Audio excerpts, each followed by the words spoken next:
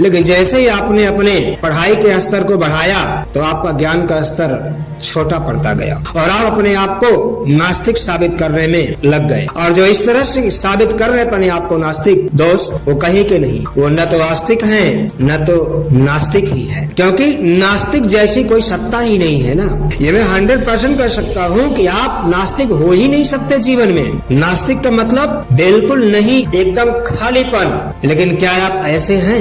नहीं। पहले आप किसी मौजूद सत्ता को मान रहे हैं, तब आप उसे इनकार करने का प्रयास कर रहे हैं। पहले आपका मन ये कह रहा है कि हाँ ईश्वर है, तब आपका दूसरा मस्तिष्क उसे इनकार करने का प्रयास कर रहा है। इसका मतलब दोस्त आप नास्तिक नहीं हैं, आप 100% आस्तिक ही हैं। और आप नास्तिक इस दुनिया में हो ही नहीं सकते।